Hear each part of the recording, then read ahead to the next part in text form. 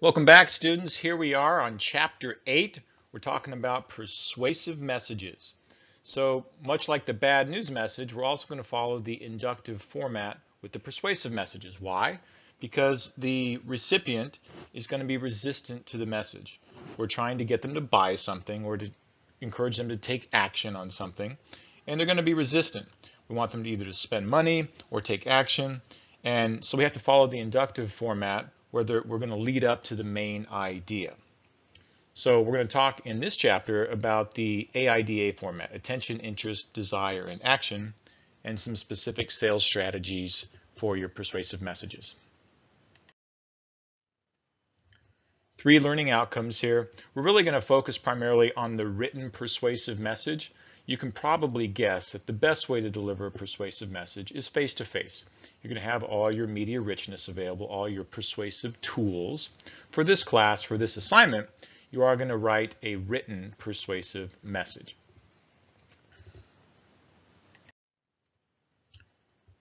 So your key terms on this chapter really follow the AIDA format.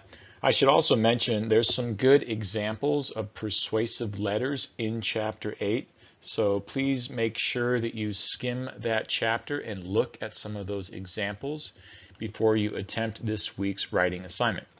There's also a good video only of me, not with these lecture slides, with some additional tips on how to do the persuasive letter format. Just to circle back, last week we were talking about bad news messages and specifically crisis communication as one of those pieces here. And you may have recalled this was in the news, Kylie Jenner listed here. And if you click on her picture, that should take you to the active link. If not, I've put the link below her picture as well. And you can read the article from Bloomberg News on this situation. But back in February of this year, Snapchat was getting ready to go public as a company, and they had changed their interface of this social media platform, and some users weren't happy. And Kylie Jenner, being a social media queen and one of the big Snapchatters, had sent out a tweet in February that she didn't like the new interface. And then a bunch of users who followed her on Twitter piled onto her tweet and agreed with her and shared it. And Wall Street took notice of that. And as a result, Snapchat's market value dropped $1 billion just from that one tweet. So here's one person sending out a message that impacts an entire company. And it really just addresses this new open forum that businesses are dealing with, that everybody is connected and everybody has access, and any one individual can basically have a strong media influence.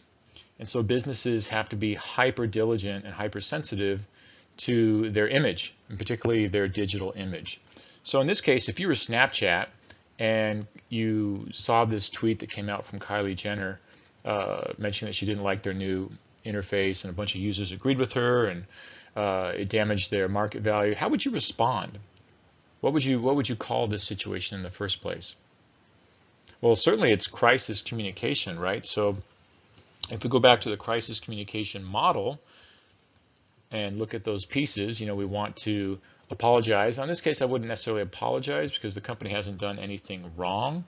I would probably address her negative tweet and, as quickly as possible, focus on the solutions. Here's what we're doing as a company to improve our user experience for our social media platform. So at that point, the damage had kind of been done. And again, as businesses, we have an open forum now where really the power has shifted to consumers. Consumers have a lot of sway. Just think about, you can influence a business by writing a bad Yelp review. And businesses have to address that, even if they're just a dry cleaner that doesn't really have a social media strategy or platform. If you have a retail business, you're going to have to communicate and address these types of social media open platform responses. So I just thought this was an interesting article, kind of going back to last week's topic about crisis communication. So moving on to this week's topic, persuasive messages. Again, we're going to use the inductive format because the recipient is going to be somewhat resistant to receiving your message. People don't like being sold. People don't like opening up their pocketbooks. So they're already going to be resistant, which means we're going to follow the inductive format, which means we're going to build up to the main idea. And the main idea is getting them to take action, and oftentimes that's a purchase. So the 4 steps are attention, interest, desire, and action. There's an embedded video in this slide that gives you a fun example from the movie Boiler Room of Giovanni Risi trying to sell a doctor some stock. And if you've ever watched Boiler Room, you know that that's a movie about a fake stock broker firm and what happened to all the employees who worked there as a result. So, but it's a good sales scene, and check that out. And as you're watching this embedded video, ask yourself, what type of appeals is he using in this video? And I'll explain appeals here in a minute. So you can click on that video, and if the video link doesn't work directly, the URL is listed directly below that video. So the first step is to get their attention. And let's go ahead and tee up a scenario to kind of help edify us walking through these 4 steps. So let's assume that you're the marketing director for Manpower Inc. Manpower Inc. is a company that provides temporary employees. Businesses will oftentimes hire temporary employees to fill the gaps when they need employees.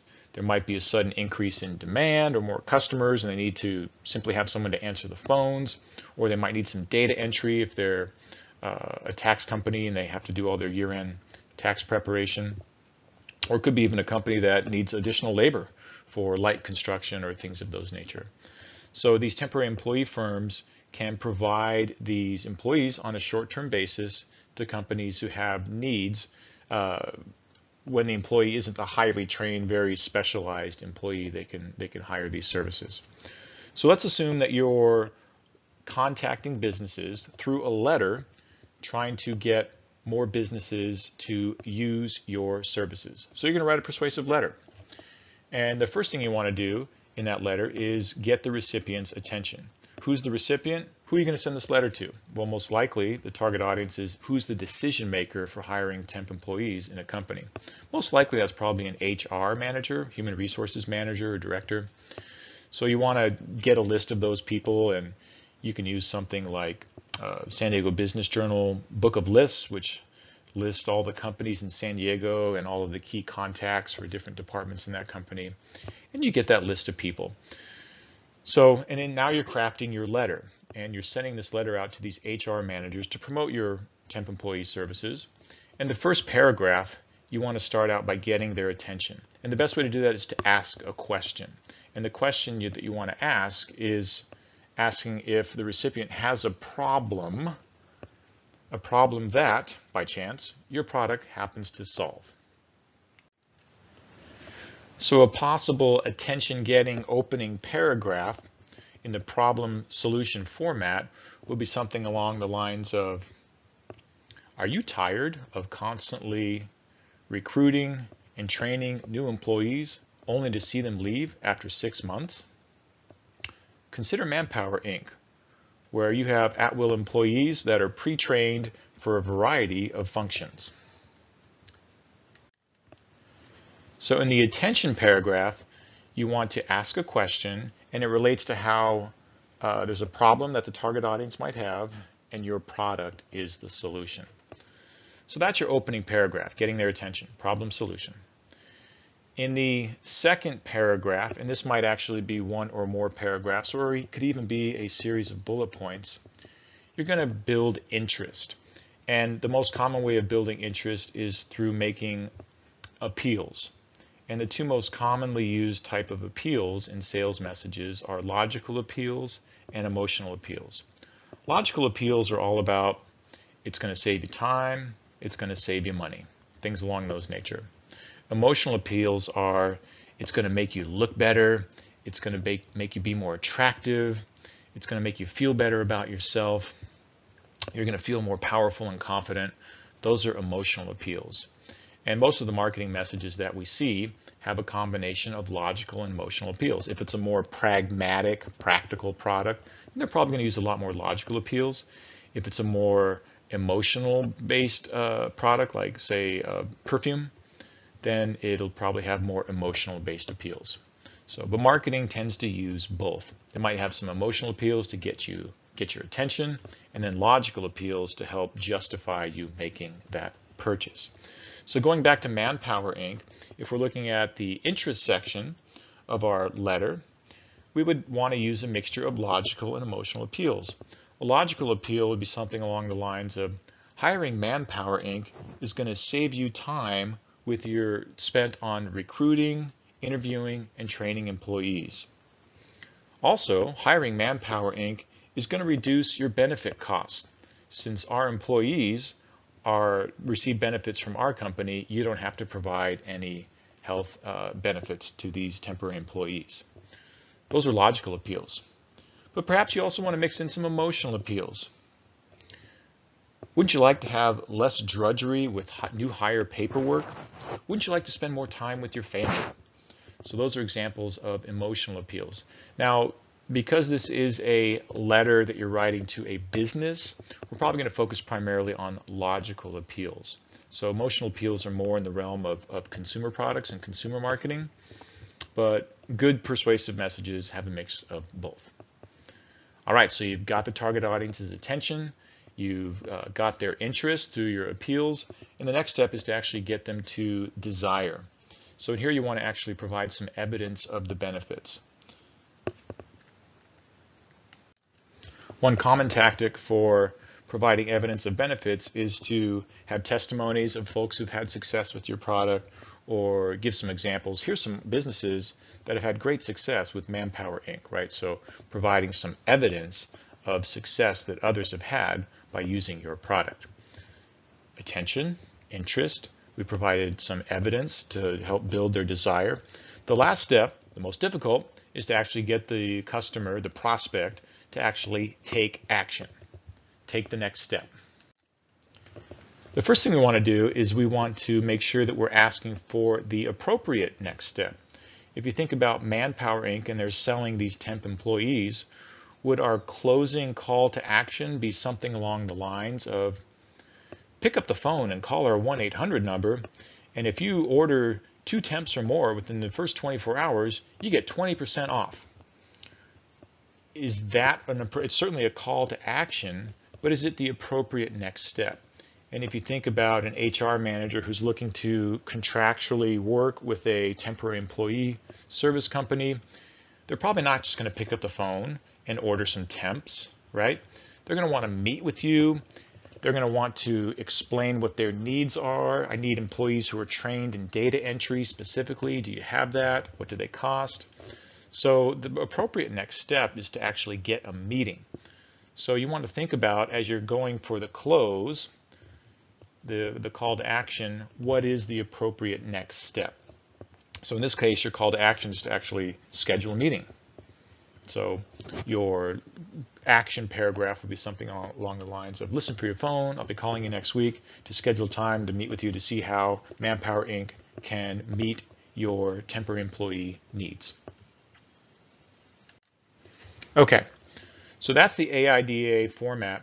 A few cautionary notes as you are putting together appeals is you want to avoid a couple of things, and you want to avoid overblown language and faulty assumptions. Overblown language is when your sales message starts sounding like a late night cable TV kitchen knife salesman message. You might have some overblown language. Stupendous, amazing, wonderful. Particularly if you're writing to a business, you don't want to use a bunch of overblown language. You don't use a bunch of exclamation points. It's a business selling to another business, so you need to keep it fairly professional and calm. The other thing you want to avoid is what I call faulty assumptions. Faulty assumptions are, if you buy our product, global warming will be solved, or something along those lines. If it was Manpower Inc. and hiring temp employees, you might say something like, hire our temp employees and your sales are sure to increase.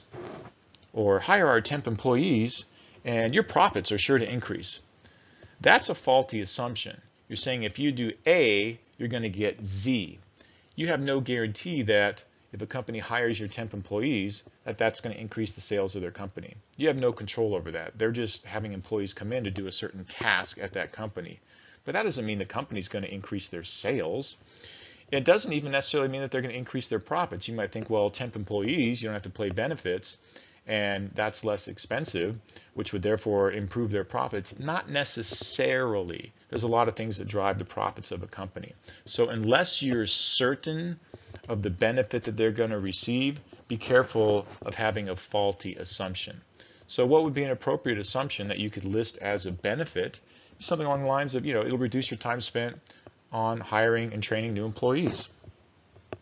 It'll give you the ability to preview employees before you decide to actually hire them, to ensure that you can select the best employees.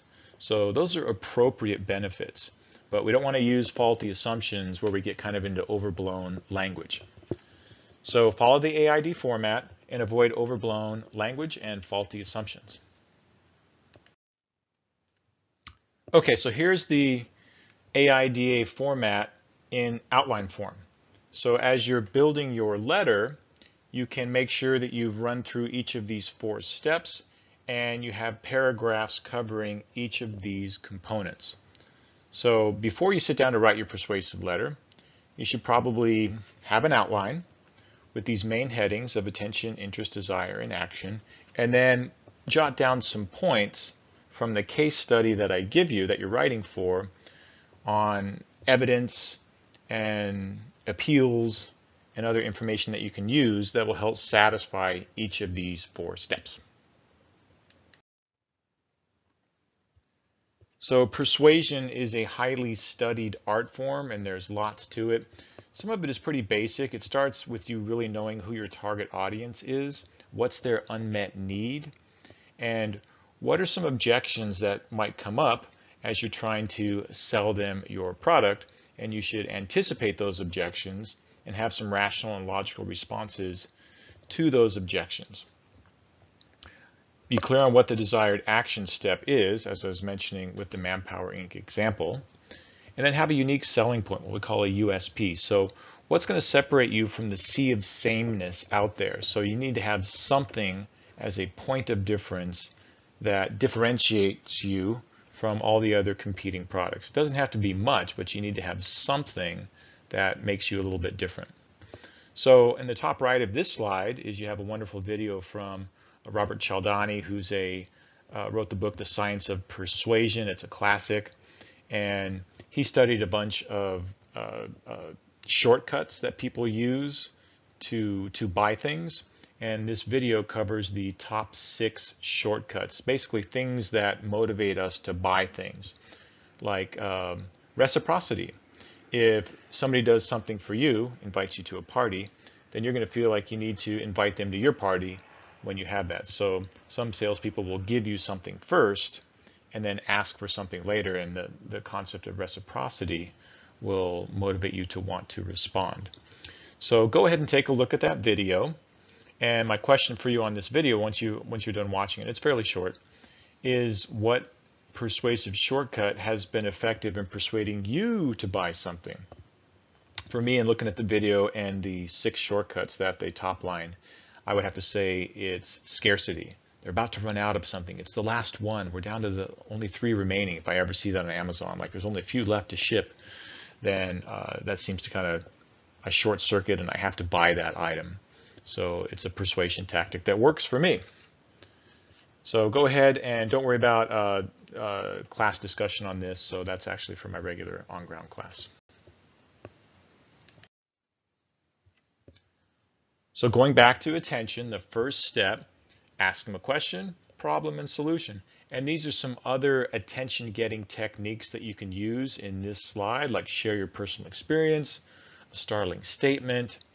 Some of these work better in a live persuasion situation, like a personal experience. It's going to be tough to write all that out and keep the reader engaged.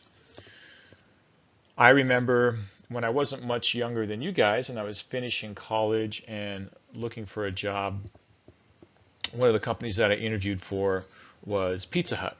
And I interviewed for a regional marketing manager position. And I didn't really have a lot of experience, so it was definitely a position that was kind of beyond my current level of experience. And the way I sent my resume out was I ordered a Pizza Hut pizza, ate the pizza, and then printed up a resume in the shape of a pizza and put it in the pizza box, and it had some little grease stains and everything. And I FedExed that resume in the Pizza Hut pizza box to the company. And because I knew, when you think about this getting the attention piece, you really have nothing to lose. Until you get the recipient's attention, you're not going to sell them anything. I knew that until I got their attention from all the resumes that they're looking at, I didn't really have a chance of getting an interview. And really for me, the persuasive next step was to get an interview. So I figured take a risk and let's get noticed by sending my resume out in a Pizza Hut box. And they did call me. So they got my resume and they said, nobody's ever sent us their resume in a pizza box before. What a creative idea. You're totally unqualified for this job, but we just wanted to call and tell you thank you for being creative about submitting your resume. So it ended up to one thing, led to another thing, and I ended up working for Jack in the Box through some of those connections. So you never know. You're planting seeds. You're never going to know where they're going to land. But I use that story just to give you license to try to get attention. You want to do it in a professional way, but you're trying to get their attention. So that's your starting point. Here's just two examples of attention-getting openers. You can see that first version is really leaning more on emotional appeals, whereas the second version is really leaning more on logical appeals, right? So take a minute, pause the video, read those through. After we get their attention, we move on to interest. So again, what I mentioned earlier is you want to avoid, in that second to last bullet point on this slide, overblown language and faulty assumptions. If you keep saying, it's the best, or, I think our current president, politics aside, I think some folks take issue with his language around his constant hyperbole around being the best and everybody loves him. And that type of overblown language can really trip you up when you're trying to sell somebody something. So data and comparisons are good, but overblown language and faulty assumptions are bad. Attention, interest, moving on to desire. So these are some standard tactics for creating desire. You can have testimonies, you can have a guarantee or a free trial, which is going to motivate them to try the product, or you can provide some samples as we go to Costco and we see the lady handing out the yummy mini sausage samples, and we go back and change our hat and have our friend go get another one for us, whatever it takes. So these all create desire for a product. And think about our modern day online experience. Where are we getting testimonies now? Well, certainly online reviews are automatic and there and accessible. So Yelp reviews and Google reviews, it's so easy for us to check reviews before we buy something, which is why businesses are so hyper-focused on those online reviews. Price. How do we position the price? This is a larger topic that if you're interested in this, you can take my marketing class and we can go deeper into this and all the different types of pricing strategies that exist. But you don't talk about the price out of the gate. First, you want to create a desire for the product. And by subordinating the price, you mean you make the price as small as possible. So instead of saying, here's the total cost for an annual subscription, you would say, this subscription only costs you 25 cents a day, right? So you can put it in a daily cost or a weekly cost. So you want to try to state the price in small units. You can compare how your product is less expensive than competitors' products if you're a lower priced product than theirs. And I remember one of my strategies when I was a marketing manager at Petco, and part of my job was to hire marketing coordinators and place them in the different regional offices across the US. And so we were building this regional marketing department from zero, and I ended up hiring 10 regional marketing coordinators. So a lot of resumes, a lot of interviews, and my boss, the VP of marketing, had the ultimate say on who we hired, but I would screen them and recruit them and kind of thin it down to my top 3. And inevitably, the best candidate, the one that I wanted to hire, was oftentimes the one that had the most experience. And those that had the most experience, inevitably, tended to be more expensive. They had more experience, and so they were going to cost a little bit more money. So what I would commonly do is I would save the best interviewer for last and the best candidate for last. So I would have my boss meet the first candidate, typically somebody young without a lot of experience, and then another decent candidate, and then the one who I felt was the best candidate, I would have them be the final interview. And most times my boss would fall in love with that third person, and then I would talk about their salary afterwards. So, all right, so we want to hire Emily. She's currently making X at the company she's at. She's a little bit outside of our pay range. And my boss would always say, all right, we'll figure it out. We will expand her title. We will whatever it was. So I never would start out by talking about how Emily's more expensive, because he wouldn't even interview that person in the first place. So it's a lesson in how we have to subordinate the price. We don't lead with the price. Then we want to motivate action. So again, we have to think, what is the appropriate next step? With that Manpower Inc. example I was talking about, it's not to close the sale right out of the letter. It's very rare that you would do that with a straight letter, but it's to get them to take the next step. They have to call a 1-800 number. Do they want to order a free sample? Or are they going to a website to get a free trial of something? Whenever I interviewed at a company, I would always try to close with an action-oriented close. Thank you for your time. If you hire me, you won't be disappointed. And listen for your phone. I'm going to be contacting you next week to see if we can schedule time for an interview. So that thanks for your time. If you hire me, you won't be disappointed was my close in the interview, asking confidently for the action, your 4th bullet point here. If it was a cover letter that I was sending out with my resume attached and I'm just trying to get the interview, then my closing action paragraph on that cover letter would be something along the lines of, listen for your phone, I'll be calling you next week to see if we can schedule an interview, versus a common closing that many people use in their resume cover letter, which is, thank you for your time. I look forward to the opportunity to be part of the ABC company, or I hope to hear from you for an interview. It's a little meeker, so my point was like, listen for your phone. I'm going to call you next week to see if we can schedule time for an interview. So I've already bought myself an opportunity to call them and try to get an interview. And it shows a little bit more assertiveness. So you want to be pleasantly persistent. You don't want to be overly aggressive and rude, but pleasantly persistent. Okay, here's a couple of examples of action closings from your textbook. So both of these are decent. Again, one of them is more emotion-based, the first one, and the second one has a little bit more logical closing pieces to it as well. So check your book. There's several different examples there. Most importantly is make sure that your prospect who's getting your letter has everything they need to act on your offer.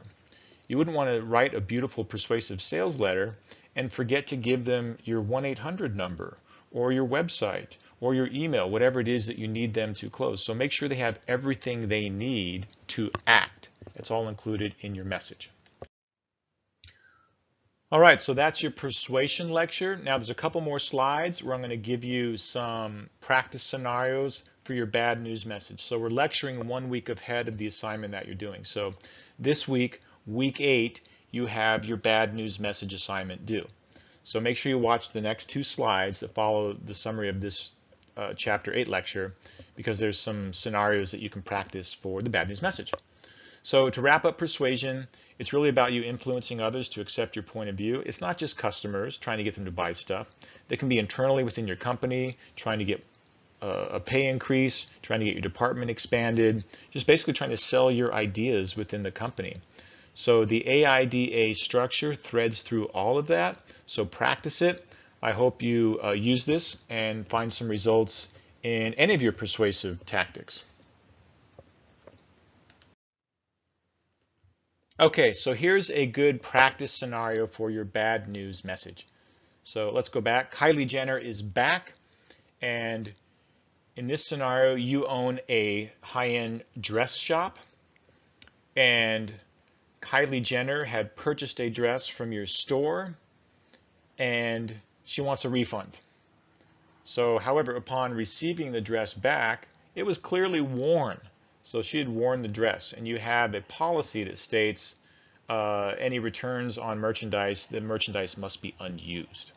So we know Kylie Jenner is an influencer. You don't want to upset her because a lot of people follow her and she can destroy your business. But you have to deliver the bad news to Kylie's assistant in this case, that she's not getting a refund on the dress. So you need to proceed with tact. You need to make sure that your reasons are stated neutrally. You need to open with a buffer. You need to move into some alternate solutions, what you can do for Miss Jenner, and you need to close positively. So this is not a requirement that you do this, but I encourage you to take a stab and read this prompt and write a bad news response to Kylie Jenner regarding this situation. That'll help you for your actual bad news message that you're doing this weekend.